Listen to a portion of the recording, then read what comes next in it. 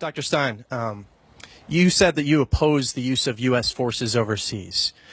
U.S. forces are currently engaged in airstrikes against ISIS and other military operations. My question is, do you consider ISIS to be a threat to the U.S. or to U.S. allies and partners in the Middle East? And if so, what would you do to defeat ISIS that the Obama administration is not currently doing? So, there are rules of engagement, international rules, that if you're going to attack another country, you need to be at imminent threat of being actually attacked by them. Clearly, that threshold has not been met. ISIS is not about to launch a major attack against our country.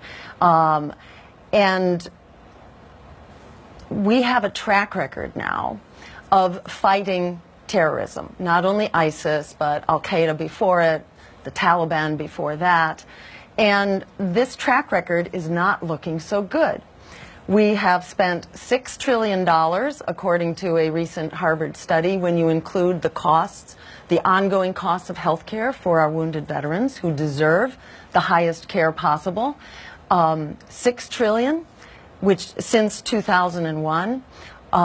We have killed 1 million people in Iraq alone, which is not winning us the hearts and minds in the Middle East. We have lost tens of thousands of U.S. soldiers that have been killed or severely wounded.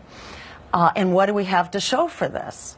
Failed states, mass refugee migrations, and repeated terrorist threats that get worse with each cycle. So ISIS grew out of the catastrophe of Iraq. Al-Qaeda, in turn, grew out of Afghanistan. And in fact, in Afghanistan, it was the CIA and the Saudis together who created the first so-called jihadi movement with the Mujahideen in order to make trouble against the Soviet Union. So this has been a very ill-conceived plan that has been backfiring madly against us. So what we say is that we need a new kind of offensive in the Middle East, because bombing terrorism and shooting terrorism is not quelling terrorism. It's only fanning the flames of terrorism, the misery and the poverty that drive terrorism. We are calling for a new kind of offensive, a peace offensive in the Middle East that begins with a weapons embargo. And since we are supplying, the U.S. is supplying the majority of the weapons to actually all combatants, we and our allies are arming most of the fighting forces in the Middle East, we can initiate that weapons embargo, and we also call for a freeze on the funding of those countries who continue to support jihadi terrorist enterprises. Hillary Clinton herself said in a leaked State Department memo that in fact the Saudis are still the major funder of terrorist Sunni enterprises. So if we started it, we and our allies have the capacity to shut it down. So that's how we need to move forward. We now have somewhere between 700 or 800 or even more military bases around the world.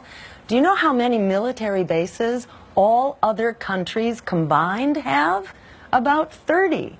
There's something really wrong with this picture. Do you know?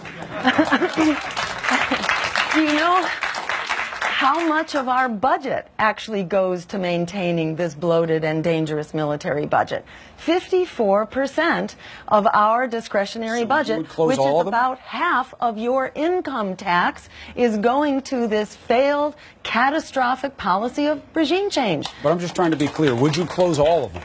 That would be our presumption. There may be certain bases for certain circumstances that need to remain open. But our presumption is to close the bases.